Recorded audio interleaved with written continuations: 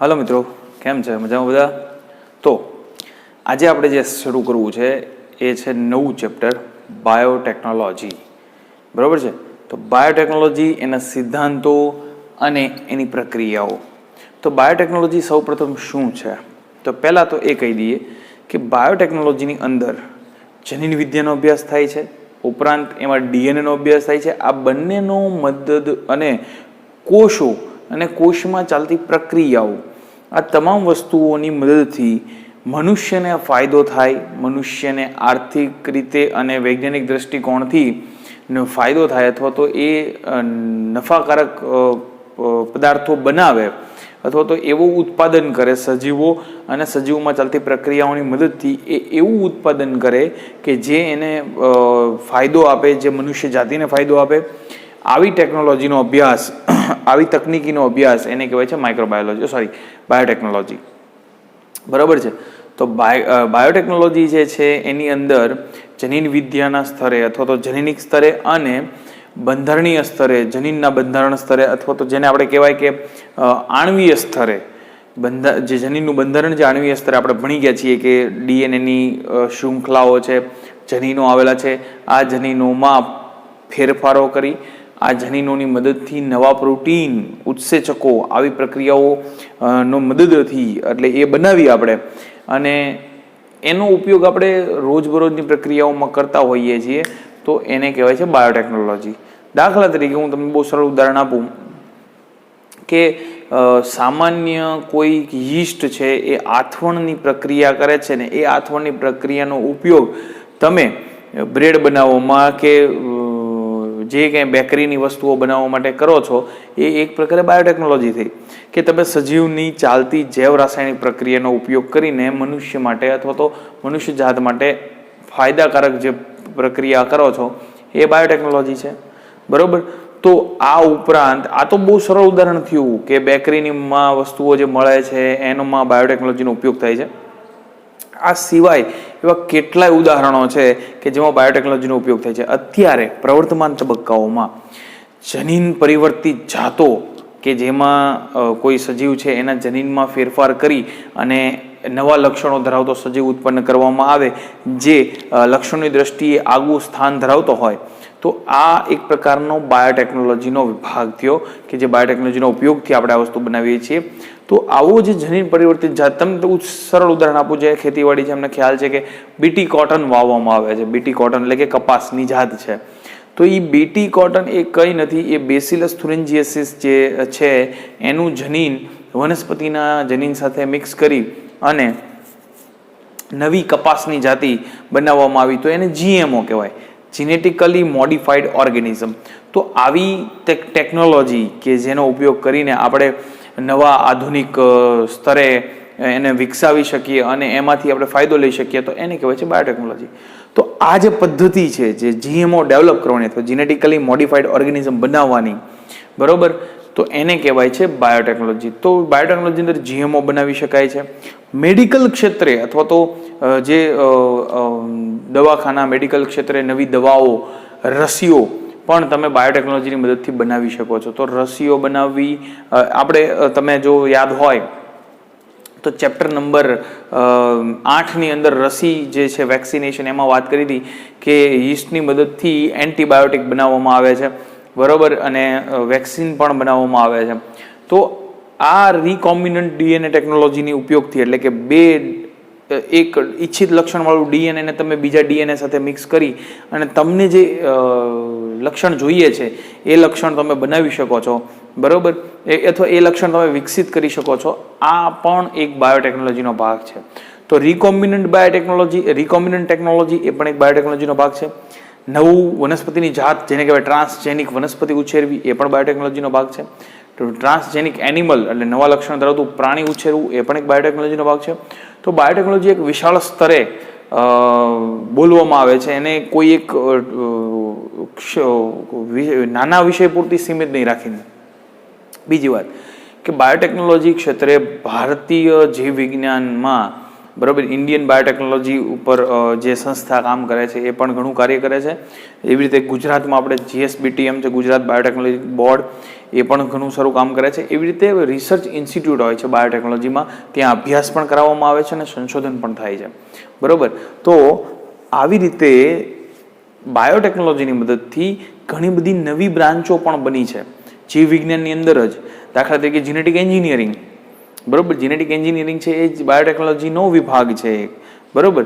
તો સૌથી પહેલા આપણે એના વિભાગોમાં કે એમાં ચર્ચા કરતા પહેલા બાયોટેકનોલોજીની વ્યાખ્યા બાબતે જો ચર્ચા કરીએ તો બાયોટેકનોલોજીની સૌ પ્રથમ વ્યાખ્યા જે આપી, જે તમારા ટેક્સ્ટબુક માટે યાદ રાખવાની જે છે, બાકી મેં તમને કીધું કે આર્થિક રીતે જે ફાયદો કરવામાં આવે એ યુરોપિયન ફેડરેશન જે છે, યુરોપિયન ફેડરેશન ઓફ બાયોટેક અથવા તો બાયોટેકનોલોજી, યુરોપિયન ફેડરેશન ઓફ બાયોટેકનોલોજીએ સૌપ્રથમ બાયોટેકનોલોજીની વ્યાખ્યા આપી અને એને કંઈક એનું શુદ્ધ ભાષાંતરણ જે કર્યું એ આવું કર્યું કે નિપજો એટલે કે જે કોષની નિપજો છે અને સેવાઓ માટે, એટલે કે મનુષ્યની સેવા માટે અથવા મનુષ્યના ફાયદા માટે પ્રાકૃતિક જૈવિક નેચરલ બાયોલોજી, નેચરલ સજીવો, કોષો અને તેમના ભાગોનો આણ્વીય અનુરૂપતાનું સંચાલન.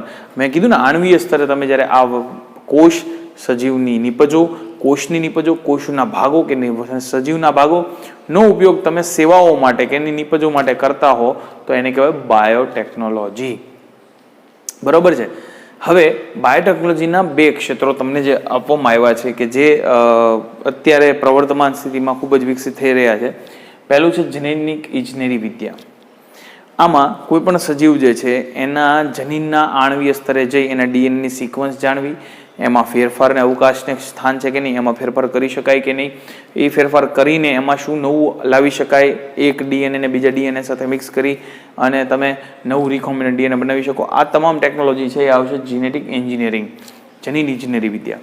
અને બીજું છે જૈવ પ્રક્રિયા ઇજનેરી વિદ્યા, એટલે કે બાયો પ્રોસેસીસ, કે ભાઈ જે સજીવો છે એની અંદર ચાલતી જે જૈવ રાસાયણિક પ્રક્રિયાઓ છે, આણ્વીય સ્તરે જે ચાલે છે એ જૈવ રાસાયણિક પ્રક્રિયાઓનો ઉપયોગ કરીને તમે જે એન્જિનિયરિંગ અથવા તો એમાં જે ફેરફારો કરી અથવા તો એમાં નવું સંશોધન લાવી અને જૈવિક ઇજનેરી વિદ્યાનો અભ્યાસ, જૈવ પ્રક્રિયા ઇજનેરી વિદ્યાનો અભ્યાસ કરી શકાય છે. બરોબર.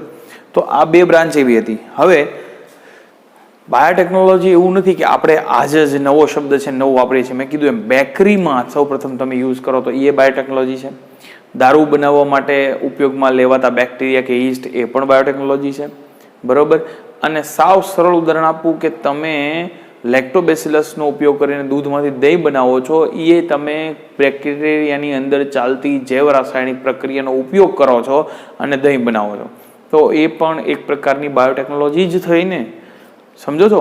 કારણ કે તમે જૈવ રાસાયણિક પ્રક્રિયા જે કોષની અંદર થાય છે, બેક્ટેરિયાની અંદર, એમાંથી દહીં બનાવો છો તો એ પણ ફાયદાકારક છે. ઓકે.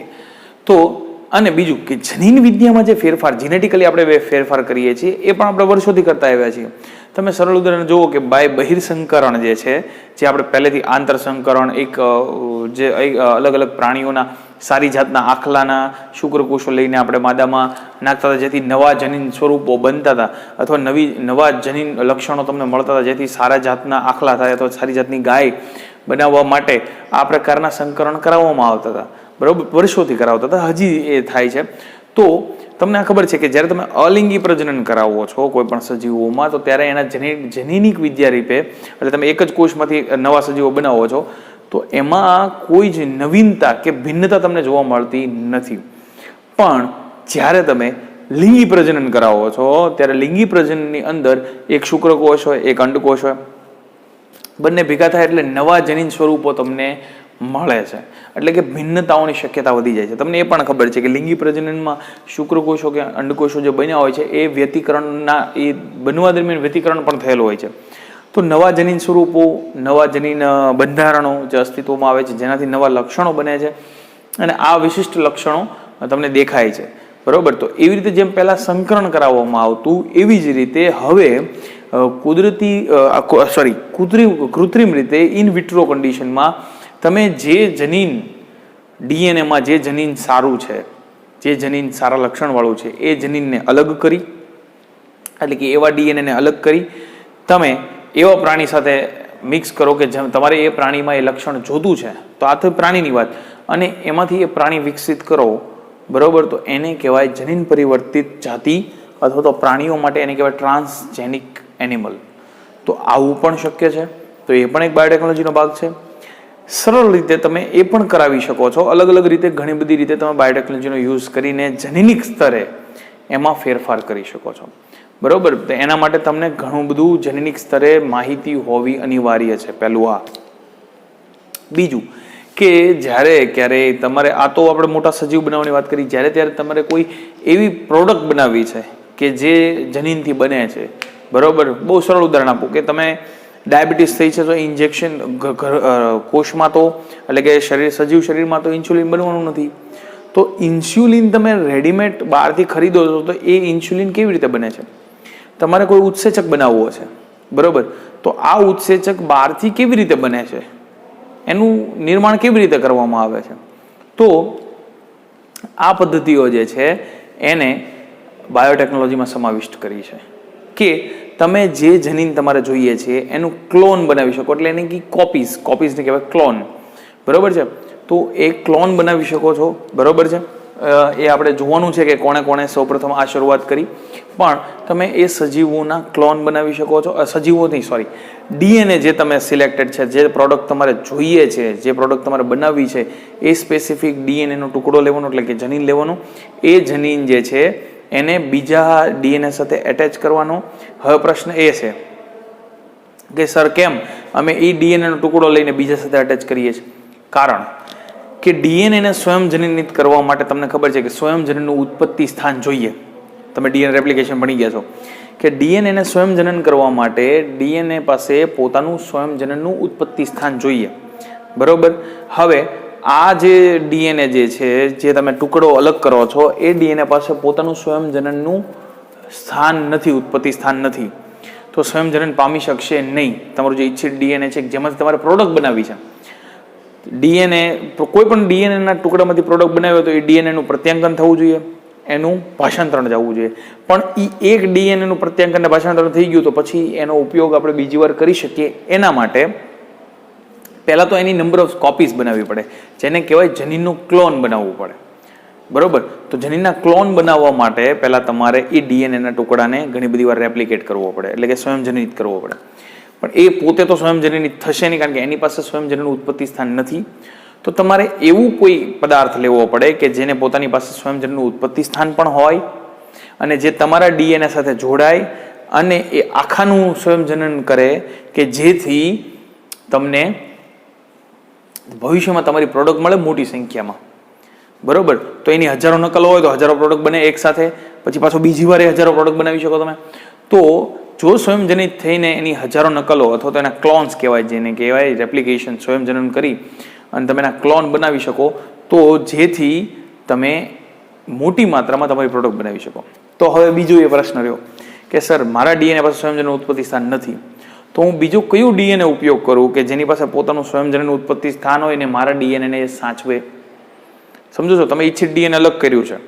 બરોબર, હવે આ ઇચ્છિત ડીએનએ તમારે એવા ઓલા સાથે એટેચ કરવું પડશે કે જે તમને તમારા ડીએનએને સાચવે. તો એમાં તમે યજમાનનો કોઈ પણ ઉપયોગ કરી શકો છો. યજમાન ડીએનએ કહેવાય જેને. યજમાન ડીએનએનો ઉપયોગ કરી શકો છો કે તમે સીધું યજમાન ડીએનએની સાથે તમે તમારું ડીએનએ એટેચ કરી દો અને એ તમારા ડીએનએમાંથી પ્રત્યાંકન કરાવડાવે, એ ડીએનએનું રેપ્લિકેશન કરાવે, એમાંથી ભાષાંતરણ થઈ જાય અને તમારું પ્રોટીન તમને મળે. તો તમે સીધું યજમાનમાં પણ નાખી શકો છો. ઘણીવાર એવું હોય છે કે તમે તમારું ડીએનએ, જે ઇચ્છિત ડીએનએ છે, એને કોઈ યજમાન કોષ કે જે તમારું રેપ્લિકેશન કરી તમારી પ્રોડક્ટ બનાવવાનો છે, એ યજમાન કોષમાં સીધું નથી નાખી શકતા. તો તમારે શું કરવું પડે? તો તમારે એને પહેલાં કોઈ એવો વાહક પસંદ કરવો પડે કે જેની સાથે એટેચ કરી શકો અને પછી યજમાન કોષમાં દાખલ કરી શકો. તો બે ઓપ્શન છે, કાં તો તમારા ડીએનએને સીધો યજમાન કોષમાં નાખો, જે બહુ રેર કેસમાં છે, અને કાં તો તમારા ડીએનએને બીજા કોષ સાથે ફિટ કરીને પછી યજમાન કોષમાં નાખો, કે જે તમારા ડીએનએની નંબર ઓફ કોપીઝ બનાવે, પછી કોપીઝ બધી નાખો તમે કોષમાં. બરોબર, સમજાય છે? તો આ એક પ્રોસિજર છે. હવે એ સમજતા પહેલા હું તમને પહેલા એ કહી દઉં કે કઈ કઈ વસ્તુનો ઉપયોગ આપણે કરવાનો છે. આ આખી પ્રોસિજર કરવા, આ આખી પ્રોસિજર આપણે કરવાની છે કે ઇચ્છિત ડીએનએ તમારે અલગ કરવાનો છે, જેમાં તમારે પ્રોડક્ટ બનાવવી છે. એ ડીએનએને તમારે કોઈ વાહક સાથે જોડવાનો છે. વાહક કોણ? કે જે તમારા ડીએનએની નંબર ઓફ કોપીઝ બનાવે. એ વાહક સાથે જોડીને તમારે એને યજમાન કોષમાં નાખવાનું છે, જેથી તમારા જે પ્રોડક્ટ બનાવી છે એ પ્રોડક્ટ બને. બરોબર છે. તો હવે ઇચ્છિત ડીએનએ ખબર પડી ગઈ કે આપણે ઇચ્છિત ડીએનએ કયો ડીએનએ, જે પ્રોડક્ટ આપણે બનાવી છે એને ઇચ્છિત ડીએનએ કહેવાય. બરોબર, જનીન રાધર. હવે વાત કરવી છે કે જેની સાથે તમે એને જોડશો એને કહેવાય વાહક. વાહક તરીકે તમે કોનો ઉપયોગ કરો તો કે વાહક તરીકે તમારે પ્લાઝમિડનો ઉપયોગ કરવાનો છે. બેક્ટેરિયામાં પ્લાઝમિડ મળે છે. બરોબર, તો તમે વાહકને જ્યારે ડીએનએ સાથે જોડો છો તમારા ઇચ્છિત ડીએનએ સાથે, ત્યારે એ જે બને કોમ્બિનેશન એને કહેવાય રીકોમ્બિનન્ટ ડીએનએ. શું કહેવાય? રીકોમ્બિનન્ટ ડીએનએ. તો યજમાન સાથે જ્યારે વાહક ભેગો થઈ જશે, વાહક સાથે તમારું ઇચ્છિત ડીએનએ ભેગું થઈ જશે અને પછી જે કોમ્બિનેશન બનશે એને કહેવાય છે રીકોમ્બિનન્ટ ડીએનએ. અને આ રીકોમ્બિનન્ટ ડીએનએ તમારે નાખવાનો છે યજમાનમાં, જેથી એ યજમાન છે એ પોતાની પછી ક્રિયાઓમાં તમારા ડીએનએને સાંકળી લે, એનું પ્રત્યાંકન કરે, એનું ભાષાંતરણ કરે અને તમને પ્રોડક્ટ બનાવીને આપે. હવે વાહક તરીકે તમારે કોનો ઉપયોગ કરવાનો છે? જેની સાથે તમારે તમારું ડીએનએ એટેચ કરવાનું છે. એ વાહક તરીકે તમારે યુઝ કરવાનો છે બેક્ટેરિયાનો પ્લાઝમિડ. પ્લાઝમિડ શું છે? પ્લાઝમિડ બેક્ટેરિયાનું ડીએનએ છે, પણ એ બેક્ટેરિયાનું રંગસૂત્રીય ડીએનએ નથી. એટલે બેક્ટેરિયાના સામાન્ય છે પછી ક્રિયાઓમાં ભાગ લેતું નથી. તો એ બેક્ટેરિયાનું એક્સ્ટ્રા ક્રોમોઝોમલ ડીએનએ કહેવાય ને, રંગસૂત્ર સિવાયનું ડીએનએ. બરોબર, જે રંગસૂત્ર સિવાયનું ડીએનએ છે એટલે જનીનદ્રવ્ય સિવાયનું ડીએનએ છે, એક્સ્ટ્રા ડીએનએ છે. તો એનો તમે ઉપયોગ કરી શકો વાહક તરીકે. બરોબર, વાહક તો ગમે ટૂંકમાં તમે કેમ પ્રજીવ દાખલા તરીકે મેલેરિયા થયો હોય તો મેલેરિયા માટે જવાબદાર છે પ્લાઝ્મોડિયમ. તો પ્લાઝ્મોડિયમ મનુષ્યમાંથી લઈને મચ્છરમાંથી પાછું મનુષ્યમાં મચ્છર, તો એ મચ્છર છે એ વાહક છે પ્લાઝ્મોડિયમનો, કે પ્લાઝ્મોડિયમનું જીવનચક્ર પૂરું કરવા માટે મચ્છર અગત્યનો છે. બરોબર, એવી રીતે ઘણા રોગકારકો માટે જેમ વાહક હોય એમ આપણે ડીએનએને લઈ જવા માટે, યજમાન સુધી લઈ જવા માટે આપણે વાહકનો ઉપયોગ કરીએ છીએ. વાહક શું છે ખબર પડી કે આપણું ઇચ્છિત ડીએનએ જેમાંથી આપણે પ્રોડક્ટ બનાવવી છે. બરોબર, દાખલા તરીકે ઇન્સ્યુલિન. હાલો, ઇન્સ્યુલિન બનાવવા માટેનું જે જનીન છે, બરોબર, એ જનીન મેં કાઢી લીધું છે. એ જનીનને મારે જોડવું છે એક એવા ડીએનએ સાથે કે જે મારા ડીએનએનું સ્વયંજનન કરે અને ઘણી બધી કોપી બનાવે. એ ઘણી બધી કોપી બનાવ્યા પછી હું આ જે રીકોમ્બિનન્ટ ડીએનએ બન્યો, એટલે કે આ વાહકનો ડીએનએ અને મારું ડીએનએ બે મિક્સ થઈ ગયું, પછી હું નાખીશ એને યજમાનમાં. યજમાન કોષ તરીકે કોઈ પણ હોઈ શકે, પ્રાણી કોષ, વનસ્પતિ કોષ, બેક્ટેરિયા, પણ જનરલી બેક્ટેરિયાનો ઉપયોગ થાય છે. તો આ રીકોમ્બિનન્ટ ડીએનએ બેક્ટેરિયામાં નાખું ને બેક્ટેરિયા મારી પ્રોડક્ટ બનાવશે. આ મેથડ રીકોમ્બિનન્ટ ડીએનએની. હવે પ્રશ્ન એ કે ઇચ્છિત ડીએનએ આવી ગયું, પણ બેક્ટેરિયા આ જે વાહક છે ને ક્યાંથી કાઢવો? તો કે વાહક છે એ તમને મળશે બેક્ટેરિયામાંથી જ મળશે, બીજા અન્ય બેક્ટેરિયામાંથી. કે યજમાન સિવાયનો કોઈ બેક્ટેરિયા હોય એની પાસેથી તમે વાહક લઈ લો, એનું પ્લાઝમિડ કાઢી લો અંદરથી, તો એ પ્લાઝમિડ છે એ શું થયું? વાહક થયું, જેને વેક્ટર કહેવાય ઇંગ્લિશમાં. બરોબર, હવે આ વાહકની પછી અલગ અલગ ખાસિયતો હોય. દાખલા તરીકે વાહક પાસે પણ જનીનો હોય જે અલગ અલગ ખાસિયત વાળા હોય. દાખલા તરીકે વાહક પાસે એન્ટીબાયોટિક સામે લડવાનું, એટલે કે રેઝિસ્ટ કરવાનું, એન્ટીબાયોટિકની અસર એને ન થાય એવી એન્ટીબાયોટિક, એટલે કોઈ દવા જે બેક્ટેરિયા વાયરસને મારી નાખવા માટેની જે દવા હોય ને એન્ટીબાયોટિક કહેવાય. તો એન્ટીબાયોટિકની એટલે કોઈ બેક્ટેરિયામાંથી તમે જે વાહક કાઢ્યો છે, જો એ બેક્ટેરિયામાં વાહક હોય એટલે એને એમને રહેવા દો, પ્લાઝમિડને બેક્ટેરિયામાં રહેવા દો, તો એ બેક્ટેરિયા છે ને ઘણા બેક્ટેરિયા હોય જે દવાથી મરે નહીં. દાખલા તરીકે તમે સિમ્પલ પેરાસિટામોલ ખાઓ છો, ઇન્ફેક્શન થયું છે તમને કોઈ બેક્ટેરિયાનું, પેરાસિટામોલ ખાઓ છો તો પેરાસિટામોલ ઘણી વાર અસર ન કરે, તમારે બીજી દવા ખાવી પડે. કેમ? તો કે ઈ બેક્ટેરિયા પેરાસિટામોલની અસરથી રેઝિસ્ટ થઈ ગયા છે, એ રક્ષણ મેળવી લીધું છે એને, પેરાસિટામોલથી એને અસર થશે નહીં. શું કામ આવું થયું? તો કે બેક્ટેરિયા પાસે પ્લાઝમિડ છે, એની પ્લાઝમિડ પાસે શેનું જનીન છે? આ પેરાસિટામોલ સામે લડી શકવાનું જનીન છે, એટલે એ બેક્ટેરિયા મરશે નહીં. તો ઘણીવાર આવા પ્લાઝમિડ પણ હોય છે, જેનો સૌપ્રથમ પ્રેક્ટિકલ કર્યો આપણે એ જોઈએ કે પ્લાઝમિડમાંથી આવું જનીન અલગ કર્યું. પહેલા એ જનીનને ઓળખી લીધું કે આ એન્ટીબાયોટિક, ઈચ્છી જનીનની વાત નથી થતી, અત્યારે પ્લાઝમિડની વાત થાય છે. પ્લાઝમિડ જે વાહક છે આપણો, એમાં એન્ટીબાયોટિક રેઝિસ્ટન્ટ, એટલે કે એન્ટીબાયોટિક પ્રતિજૈવિક દવાઓ છે, એન્ટીબાયોટિકને ગુજરાતીમાં કહેવાય પ્રતિજૈવિક દવા. તમે કોઈ ખાઓ છો, ટેટ્રાસાઇક્લિન છે, એમ્ફિસિલિન છે, પેરાસિટામોલ, જે કાંઈ તમે ખાતા હો, એ દવા સામે એ જીવી શકે. એને પછી બધાનો જીવી શકે, કોઈ સ્પેસિફિક દવા સામે કોઈ સ્પેસિફિક બેક્ટેરિયા જીવી શકે, કારણ કે એની પાસે સ્પેસિફિક જનીન હોવું જોઈએ. તો આ જનીનનું અલગીકરણ વાહકમાંથી પહેલી વાર કર્યું એ વૈજ્ઞાનિકની વાત કરીએ આપણે તો સૌપ્રથમ રીકોમ્બિનન્ટ ડીએનએ ટેકનોલોજીનું નિર્માણ એટલે જે થયું હતું બરોબર એમાં કોનું વાહક તરીકે લીધું હતું તો કે સાલ્મોનેલા ટાઇફીમુરિયમ આ જે બેક્ટેરિયા છે એનું પ્લાઝમિડ વાહક તરીકે લીધું હતું. સૌપ્રથમ રીકોમ્બિનન્ટ ડીએનએ બનાવ્યું એટલે આનું પ્લાઝમિડ આ પ્લાઝમિડ કાઢ્યું બેક્ટેરિયામાંથી અને એની યાર આપણું ઈચ્છિત જનીન જોડી દીધું એટલે એ થઈ ગયું રીકોમ્બિનન્ટ ડીએનએ થઈ ગયું બરોબર. હવે સૌપ્રથમ સ્ટેનલી કોહેન અને હાર્બર્ટ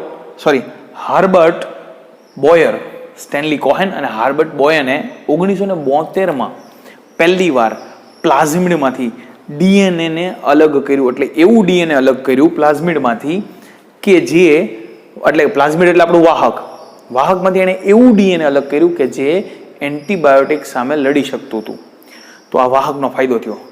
માનો કે આપણું ઈચ્છિત ડીએનએ લઈને હું આવા વાહક હારે જોડી દઉં કે જે વાહક પાસે એન્ટીબાયોટિક સામે લડવાની શક્તિ છે એટલે એવું જનીન છે તો મારા વાહકને હું અહીંયા જોડી દઉં પછી હું યજમાનમાં નાખું તો યજમાન ઉપર કારણ કે યજમાનમાં આ જનીને જે છે ને તો યજમાન ઉપર દવાની અસર નહીં થાય. સમજો છો તમે? યજમાન ઉપર દવાની અસર નહીં થાય. કેમ તો કે એની પાસે આપણું વાહક છે. કેમ તો કે વાહક પાસે દવા સામે લડવાનું એટલે કે પ્રતિજૈવિક દ્રવ્ય જેને એન્ટીબાયોટિક કહેવાય એન્ટીબાયોટિક સામે લડવાનું જનીન છે. તો એ જનીન સૌપ્રથમ ઓળખી અને અલગ કોણે કર્યું હતું તો કે આ સ્ટેનલી કોહેન અને હર્બર્ટ બોયર 1972ની સાલમાં મતલબ વર્ષો પહેલા બરોબર. તો આનો વાહક તરીકે ઉપયોગ થાય બરોબર છે. તો આ આખી રીકોમ્બિનન્ટ ડીએનએ ટેકનોલોજી ફરી વાર બોલું છું રીકોમ્બિનન્ટ ડીએનએ ટેકનોલોજી કોને કહેવાય કે જેમાં આપણે ઈચ્છિત જનીનને લઈ યજમાન સાથે જોડી દઈએ એટલે બની ગયું રીકોમ્બિનન્ટ ડીએનએ. ખાલી એટલે પૂરું ન થતું આ યજમાન સાથે જોડી દીધું એટલે કે વાહક સાથે યજમાન બોલાઈ જાય છે ફરી વાર બોલું છું ઈચ્છિત ડીએનએ લાવ્યો વાહક ડીએનએ તરીકે આપણે કોનો ઉપયોગ કરીએ છીએ બેક્ટેરિયાના પ્લાઝમિડ લીધું જેને બેક્ટેરિયાના જનીન દ્રવ્ય કોઈ લેવદર નથી એટલે પ્લાઝમિડ કાઢી લેશો તો બેક્ટેરિયા જીવશે જ તે એટલે પ્લાઝમિડ લીધું ઈચ્છિત જનીન લીધું બે મિક્સ કરી દીધા એટલે બની ગયું રીકોમ્બિનન્ટ ડીએનએ અને પછી એને આપણે નાખ્યું યજમાનમાં. આને સીધું યજમાનમાં કેમ ન નાખ્યું કારણ કે પહેલા આપણે આની નકલો બનાવવી પડશે ઈચ્છિત જનીનની નકલો બનાવવી પડશે. નકલ બનાવવા માટે આપણે કોનો ઉપયોગ કર્યો વાહકનો કારણ કે વાહક પાસે સ્વયંજનનનું ઉત્પત્તિ સ્થાન હશે એટલે વાહક જ્યારે સ્વયંજનની થશે ત્યારે આપણું ડીએનએ પાછું સ્વયંજનન થશે એટલે એની નંબર ઓફ કોપીઝ ક્લોન મળી ગયા આપણને. પછી એને આપણે નાખશું યજમાનની અંદર એટલે યજમાન પોતાની ચયાપચય ક્રિયાઓમાં આપણું ઈચ્છિત ડીએનએ છે એનું સ્વયંજનન કરશે બરોબર. એ તો થશે જ સાથે સાથે પ્રત્યાંકન કરીને અને ભાષાંતરણ કરશે એટલે આપણને પ્રોટીન બનશે આપણી ઈચ્છિત પ્રોડક્ટ મળશે. સમજાણું?